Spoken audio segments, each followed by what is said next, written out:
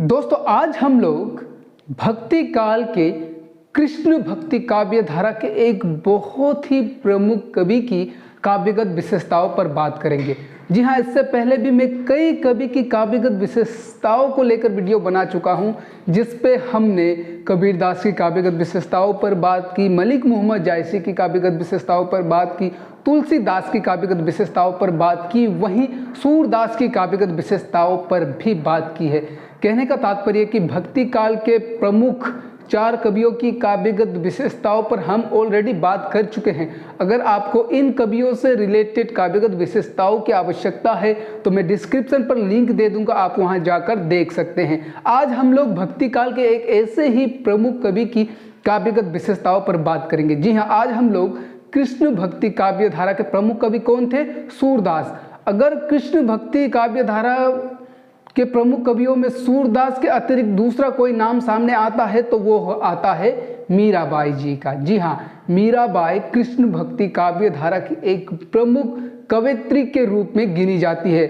सूरदास के अतिरिक्त कृष्ण भक्ति काव्य धारा में किसी अन्य कवि या फिर कवयित्री का नाम आदर के साथ लिया जाता है तो वो मीराबाई जी का नाम है।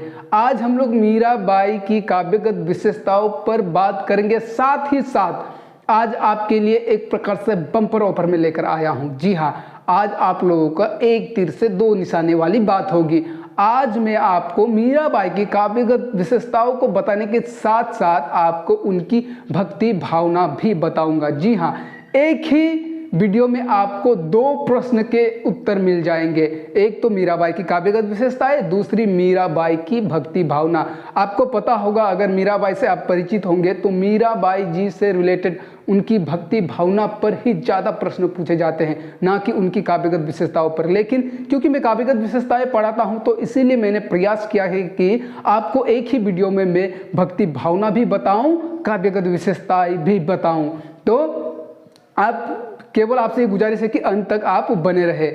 आपको करना क्या होगा, अगर आपको मीराबाई की काव्यगत विशेषताएं या फिर काव्य सौष्ठव पूछा जाए तो मैं जो आपको बता रहा हूं और जो आपको नोट्स प्रोवाइड कराऊंगा आप उसको ही लिख देंगे। और अगर आपसे कोई एग्जाम में, कोई परीक्षा में अगर मीराबाई की भक्ति भावना पूछ दिया जाए तो आपको करना क्या होगा, आज जो मैं आपको नोट्स प्रोवाइड कराने वाला हूं उस नोट से आपको केवल एक ही काम करना है। जो मैं काव्यगत विशेषताएं पॉइंट पॉइंट बनाकर लिखाता हूं और उसका हेडिंग देता हूं, तो मैं लगभग 9-10 पॉइंट लिखाता हूं और हर एक पॉइंट का आपको हेडिंग देता हूं। तो आपको करना क्या है, अगर भक्ति भावना पूछी जाए तो आपको उन हेडिंग्स को हटा देना है और आपको पैराग्राफ वाइज लिख देना है। उदाहरण बिल्कुल वैसा ही एज इट इज रहेगा, केवल आपको हेडिंग को हटा देना है और उसको पैराग्राफ वाइज लिखना है, तो वो मीराबाई की भक्ति भावना हो जाएगी। तो चलिए दोस्तों, विषय को शुरू करते हैं। विषय को शुरू करने से पहले नमस्कार दोस्तों, दिस इज सागर विश्वकर्मा और आप सभी का मेरे way to learning SB channel में बहुत बहुत स्वागत है। मीरा के जन्म तिथि को लेकर बताया जाता है कि 1403 ईस्वी से लेकर 1516 ईस्वी के बीच में मीरा का जन्म हुआ। कहने का मतलब कि विद्वानों में इस तिथि को लेकर, उनके जन्म तिथि को लेकर मतभेद है, लेकिन प्राय विद्वान निश्चित रूप से मीरा का जन्म जो है वो 1504 ईस्वी को बताते हैं। वही उनकी मृत्यु को 1558 ईस्वी बताते हैं। और अगर आपसे किसी परीक्षा में अगर आपसे मीरा जी के जन्म तिथि को पूछ दिया जाए तो आप निश्चित रूप से इसी तिथि को लिख सकते हैं, 1504 को उनकी जन्म तिथि बता सकते हैं, क्योंकि प्राय विद्वानों ने निश्चित रूप से इसी तिथि को उनके जन्म तिथि के रूप में स्वीकार किया है। मीरा का जन्म जो है वो कुकड़ी नामक गांव में हुआ था। किस गांव में? कुकड़ी नामक गांव में, जो कि आपके वाराणसी में पड़ता है। तो कुकड़ी नामक गांव में रत्न सिंह के वहां पर उनका जन्म हुआ था। रत्न सिंह जो है वे वैष्णव भक्त थे। वैष्णव मतलब विष्णु भगवान के भक्त थे। तो हम कह सकते हैं कि मीरा को जन्म से ही विष्णु भगवान के, जो पश्चात कृष्ण के रूप में भी अवतारित हुए थे ना, कृष्ण भगवान कौन थे? विष्णु भगवान का ही रूप थे। तो इस तरह से हम कह सकते हैं कि मीरा बचपन से ही कृष्ण से, विष्णु से परिचित थी और उनकी गाथाएं सुनती आ रही थी। पश्चात मीरा का विवाह मेवाड़ के महाराजा भोजराज से हुआ, जो कि महाराणा सांगा के पुत्र थे। कहा जाता है कि मीराबाई के विवाह के 7 वर्षों पश्चात ही महाराजा भोजराज अर्थात उनके पति का स्वर्गवास हो गया। उनके मृत्यु पश्चात उस समय सती प्रथा चल रही थी। सती प्रथा अर्थात कि पति के मृत्यु के पश्चात उसी पति के जलती अग्नि में, चिता में उनकी पत्नी को भी उस चिता पर बिठाकर जला दिया जाता है। वो बहुत गलत प्रथाएं थी उस समय की। तो उस प्रथा के अनुसार जो महाराजा भोजराज के मृत्यु पश्चात जो उत्तराधिकारी बने थे महाराजा विक्रम सिंह, तो उन्होंने और गांव के वासियों ने मिलकर मीरा को भी सती कराने का प्रयास किया। उनको भी उनके पति के चिता के साथ जलाने का प्रयास किया, परंतु मीरा ने इस बात से साफ इनकार कर दिया। उन्होंने सती होने से इनकार कर दिया।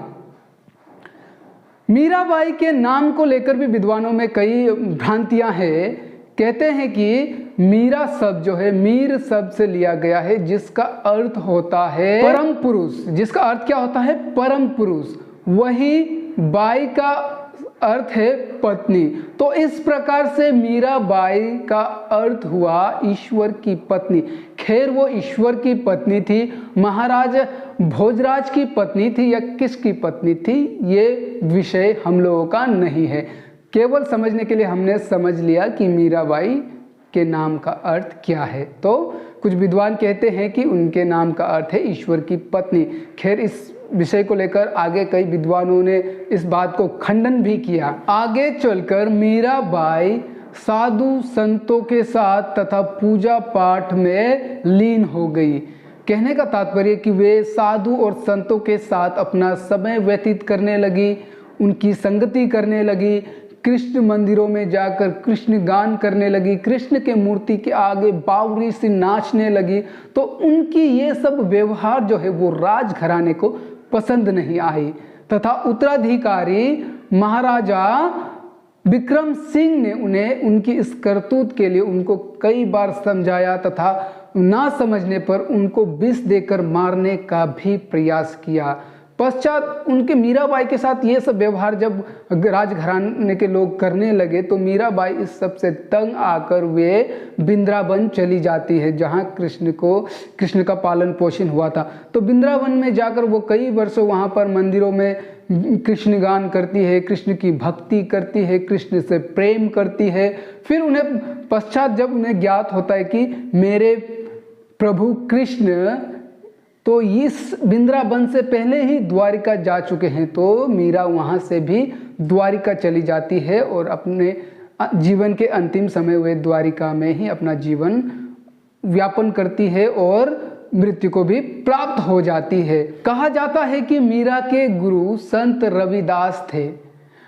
उनकी पदों में, मीरा की पदों में बार बार ये वर्णन मिलता है कि संत रविदास ने कई बार उनकी जान भी बचाई है। ऐसा माना जाता है कि कृष्ण भगवान ने मीरा के सपनों में आकर उनसे कहा था कि अगर तुम मुझे पाना चाहती हो और अगर तुम ज्ञान को जानना चाहती हो तो जो संत रविदास है उनके शरण में जाओ और उनसे ज्ञान अर्जित करो। तब से ही मीरा ने संत रविदास को अपना गुरु मान लिया। खैर इस विषय में भी कुछ विद्वानों में मतभेद है। कोई विद्वान कहते हैं कि कहाँ रविदास निर्गुण काव्य धारा के, संत काव्य धारा के कवि और कहाँ मीरा सगुण काव्य धारा के, कृष्ण भक्ति काव्य धारा की कवयित्री है, तो उनका मेल है ही नहीं। तो कुछ विद्वान इस विषय में मतभेद करते हैं, उस मतभेद को जानना हमारा विषय नहीं है। तो अगर आपसे मीराबाई के गुरु के विषय में पूछ दिया जाए तो आप कह सकते हैं कि रविदास ही मीराबाई जी के गुरु है। ठीक है, तो आगे मीराबाई के कुल 11 रचनाएं बताई जाती है। कितनी रचनाएं? 11 रचनाएं बताई जाती है। गीत गोविंद की टीका, गीत गोविंद की टीका, नरसिंह जी का मायरा, राग सोरठ का पद, मलार राग, राग गोविंद, उसके बाद सत्या भामानु रुस्वा, वही रुक्मणी मंगल, नरसिंह मेहता की हंडी, उसके बाद प्रस्फुट पद आदि आदि। तो प्रस्फुट पद को छोड़कर बाकी जो शेष उनकी कृतियां हैं, रचनाएं हैं, वो अप्रामाणिक है। उनकी ये जो प्रस्फुट पद है, इसी को हम आगे मीरा की पद, मीरा की पदावली के रूप में पढ़ते हैं। तो अब तक जो मैंने आपको मीरा जी के विषय में बताया, इन सब को आप मीरा जी की काव्यगत विशेषता की प्रस्तावना के रूप में लिख दीजिए, इंट्रोडक्शन के रूप में लिख दीजिए। अब आगे हम मीराबाई की काव्यगत विशेषताओं को एक एक कर बिंदु दर बिंदु उदाहरण सहित देखेंगे, ठीक है। तो जैसे कि मैंने आपसे पहले भी कहा, अगर आपसे भक्ति भावना पूछ दिया जाए तो आप पॉइंट नहीं देंगे, आप उसको, ये जो मैं आपको आंसर जो आपको डिस्प्ले हो रहा है, शो हो रहा है, इसी को आप लिखेंगे, लेकिन आप उसमें हेडिंग नहीं देंगे, पॉइंट पॉइंट नहीं बनाकर लिखेंगे। उसके बजाय आप उसको पैराग्राफ वाइज लिख देंगे, तो मीराबाई की भक्ति भावना भी यही हो जाएगी, ठीक है। तो चलिए देखते हैं उनकी काव्यगत विशेषताएं, भक्ति भावना या फिर काव्य सौष्ठव, कुछ भी कहा जा सकता है, ठीक है। आप उसको, अगर आपसे काव्य सौष्ठव पूछी जाए, काव्यगत विशेषताएं पूछी जाए, काव्य की प्रमुख प्रवृत्तियां पूछी जाए, तो आपको कंफ्यूज नहीं होना है, तीनों की बात एक ही है, विशेषताएं, क्वालिटीज, तो आप इसी को लिखेंगे। और भक्ति भावना भी पूछ दिया जाए तो भी आप इसी को लिखेंगे। मीरा की सबसे प्रथम काव्यगत विशेषताएं है भक्ति भावना। जी हाँ, भक्ति भावना उनकी काव्य की सबसे प्रमुख काव्यगत विशेषताओं में से एक है। मीरा किसकी भक्ति करती थी? कृष्ण की भक्ति करती थी। आजीवन मीरा जी ने कृष्ण की भक्ति की। और कृष्ण की भक्ति वो किस प्रकार से करती थी? प्रेम रूपा भक्ति। प्रेम रूपा भक्ति से तात्पर्य है कि वो कृष्ण की भक्ति तो करती थी, साथ ही वो कृष्ण से प्रेम भी करती थी। कृष्ण के प्रेम में बावरी सी हो गई थी मीरा। उनको कृष्ण के प्रेम में इतनी बावरी हो गई थी कि सिवाय कृष्ण के उनको और कुछ नजर ही नहीं आता। कृष्ण के सिवा उनका और कोई भी आकांक्षाएं ही नहीं रही। तो इस पर आप उदाहरण लिखेंगे तो आप लिखिए कि भया बाबरा सुध बुध भूला, भया बाबरा सुध बुध भूला, पीऊ जाड़िया महारी बात, पीऊ जाड़िया महारी बात, इमरती पाई विषा क्यों दीजिए, इमरती पाए विषा क्यों दीजिए। तो उदाहरण में आप इसको लिख दीजिए। अभी भक्ति भावना खत्म नहीं हुई। मीरा जो है, उनकी भक्ति जो है वो प्रेम रूपा भक्ति भी थी, वही उनकी भक्ति नवदा भक्ति भी थी। नवदा भक्ति मैंने आपको पहले भी किसी की काव्यगत विशेषताओं में नवदा भक्ति के बारे में बताया था। नवदा भक्ति में 9 प्रकार की भक्ति आती है, जिसको हम नवदा भक्ति कहते हैं। तो मीरा की भक्ति भावना में नवदा भक्ति का चित्रण भी मिलता है। वही नवदा भक्ति के साथ साथ मीरा जो है वे कृष्ण की भक्ति निराकार रूप से भी करती है, जहां पर उसका कोई आकार नहीं है, उस रूप में भी वे कृष्ण की भक्ति करती है, और सगुण भक्ति में भी वे कृष्ण की भक्ति करती है। कहने का मतलब कि निर्गुण और सगुण दोनों प्रकार से ही मीरा कृष्ण की भक्ति करती है। तो इस बात में आप उदाहरण लिख सकते हैं कि मेरे तो गिरिधर गोपाल दूसरो न कोई, जाके सिर मोर मुकुट मेरो पति सो होई, मेरो पति सोई। ठीक है, तो इस चीज को आप उदाहरण में लिख सकते हैं। वहीं उनकी दूसरी काव्यगत विशेषताएं हैं प्रेम पीर का वर्णन। जी हाँ, वास्तव में जो मीरा के पद थे वहां पर उनकी वेदना का वर्णन मिलता है। मीरा ने आजीवन कष्ट सहा। बचपन में ही माता का मृत्यु हो जाती है, उसके बाद उनके पिता ही उनका पालन पोषण करते हैं, फिर शादी के 7 वर्षों पश्चात ही पति की मृत्यु हो जाती है। पति के मृत्यु के बाद पति के परिवार वाले मिलकर उनको कई यातनाएं देते हैं, तो उनका जीवन जो है वो वेदना से भरा पड़ा है। वही वो जिस प्रभु से प्रेम करते हैं, कृष्ण से प्रेम करते हैं, उन्होंने कृष्ण को बिना पाकर कृष्ण को केवल कल्पना के माध्यम से कृष्ण से प्रेम करती, तो वहाँ भी उनकी वेदना का चित्रण देखने को मिलता है। तो उनकी संपूर्ण काव्यों में वेदना प्रेम पीर का वर्णन देखने को मिलता है। तो इस बात पर अगर आप उदाहरण लिखेंगे तो आप लिख सकते हैं, हे हरि में तो दर्द दीवानी, हे हरि में तो दर्द दीवानी, मेरा दर्द न जाने कोई, मेरा दर्द न जाने कोई, सूली ऊपर सेज हमारी, सोना किस विधि होए, सुख संपत्ति में सब मिलिए,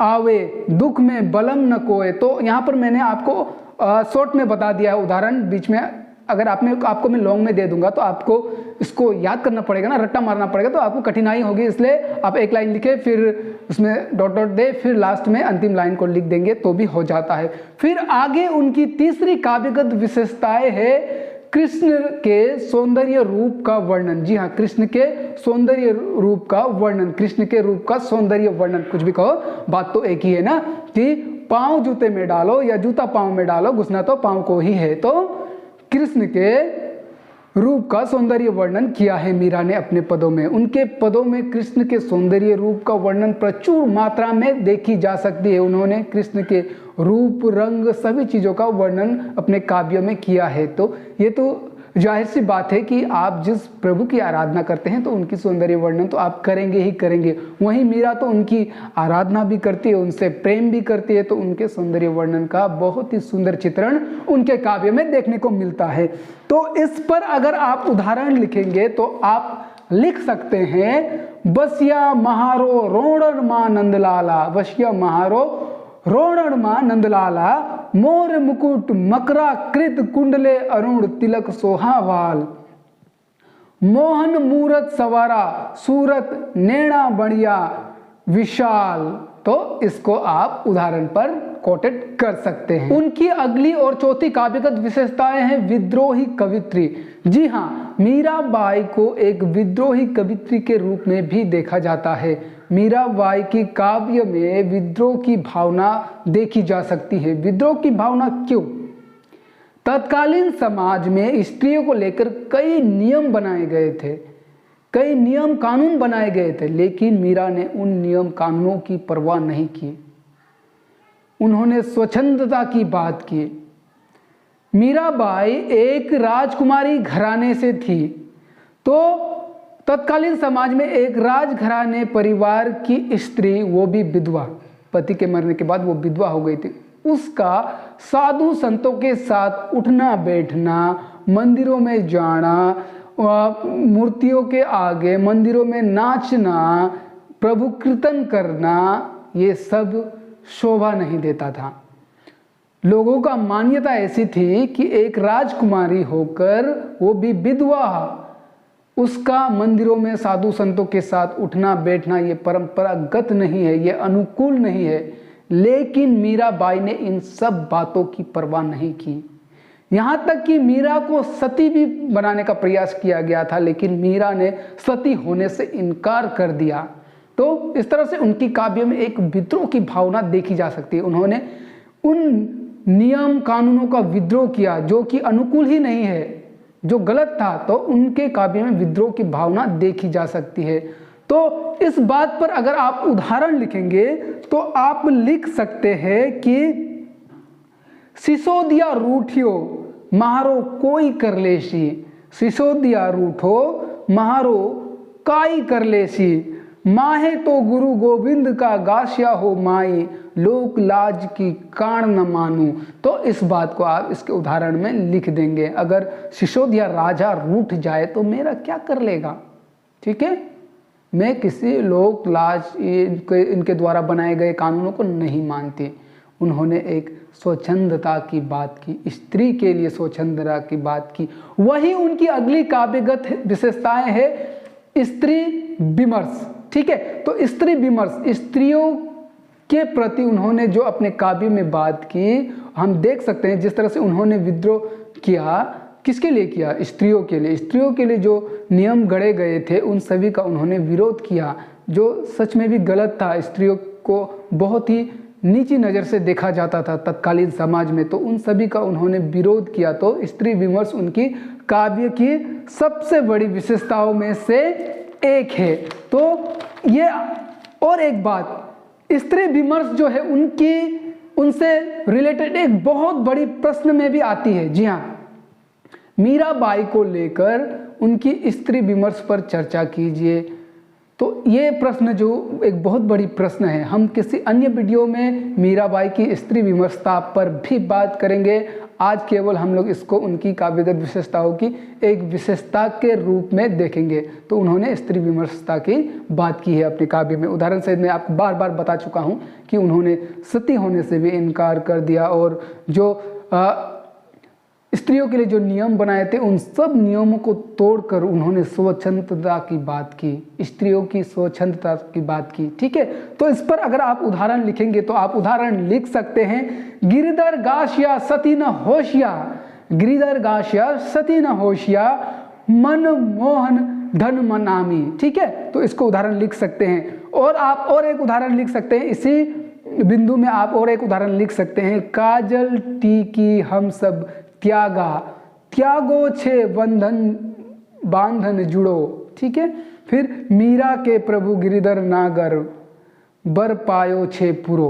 तो आप उदाहरण में इन दो उदाहरण आप लिख सकते हैं, या फिर एक भी लिख सकते हैं जो आपको आसान लगे, उसी को आप याद करके भी लिख सकते हैं। अगर हो सके तो दोनों को भी लिख सकते हैं। उनकी अगली और छठी काव्यगत विशेषताएं है सत्संगति का प्रभाव, या फिर इसी पॉइंट को हम लिख सकते हैं गुरु की महिमा। जी हाँ, मीराबाई गुरु का भी बहुत आदर करती थी। मीराबाई अपने गुरु रविदास को मानती थी, संत रविदास को मानती थी। मैंने आपको प्रस्तावना में भी बताया था कि कहा जाता है कि प्रभु श्री कृष्ण ने उनके सपनों में आकर उनसे कहा था कि अगर तुम सच में ज्ञान को जानना चाहती हो, ज्ञान के मार्ग को अपनाना चाहती हो, तो संत रविदास के सानिध्य जाकर उनसे ज्ञान अर्जन करो। तभी से मीरा ने संत रविदास को अपना गुरु मान लिया, और उनके काव्य में बार बार ये जिक्र मिलता भी है कि संत रविदास ही ने उनके प्राण, उनके जान कई बार बचाई है। खैर, अब संत रविदास उनके गुरु थे या नहीं थे पता नहीं, ये मतभेद का विषय है। लेकिन अगर आपसे किसी परीक्षा में मीराबाई के गुरु के विषय में पूछा जाए तो आप संत रविदास ही लिखेंगे, क्योंकि अब तक हमने यही पढ़ा है और किताबों में यही हमें पढ़ाई गई है। फिर नेक्स्ट हम ऐसा कह सकते हैं कि वो गुरु की प्रभाव पर महत्व देती थी, क्योंकि वो ज़्यादातर अपना समय जो है वो साधु संतों के साथ व्यतीत करती थी। तो इस प्रकार से हम कह सकते हैं कि उन्होंने गुरु की महिमा के ज्ञान का भी अपने काव्य में बात की है। तो उदाहरण में आप लिख सकते हैं, पायो जी मैंने राम रतन धन पायो, पायो जी मैंने राम रतन धन पायो, वस्तु अमौलिक दी मेरे सतगुरु, कृपा करी अपनायो, पायो जी मैंने प्रेम राम रतन धन पायो। तो ये आप उदाहरण में लिख सकते हैं। उनकी अगली काव्यगत विशेषताएं हैं ज्ञेयात्मकता। जी हाँ, मीरा के पदों की यह सबसे बड़ी विशेषताओं में से एक है कि उनकी पदों को गाया जा सकता है। उनके हर एक पदों को गीत के तौर पर गाया जा सकता है, गज़ल के तौर पर गाया जा सकता है। तो इस बात को आप उदाहरण सहित वही इससे पहले मैंने आपको जो उदाहरण दिया था आप उसी को इस पर लिख देंगे कि पायो जी मैंने राम रतन धन पायो, पायो जी मैंने राम रतन धन पायो, पायो जी मैंने राम रतन धन पायो। मुझे गीत गाने का शौक़ नहीं है, मेरी आवाज़ अच्छी भी नहीं है, लेकिन ये मैं आपको बता रहा हूँ कि उनकी ये एक काव्यगत विशेषता है कि उनके पदों को गाया जा सकता है। वस्तु अमौलिक दी मेरे सतगुरु, कृपा कर अपनायो, पायो जी मैंने राम रतन धन पायो। तो ये आत्मकता भी उनकी काव्य की एक बहुत बड़ी विशेषताओं में से एक है। उनकी दूसरी काव्यगत विशेषताएं हैं, दूसरी तो नहीं, ये 8वीं काव्यगत विशेषताएं। तो उनकी 8वीं काव्यगत विशेषताएं श्रृंगार वर्णन।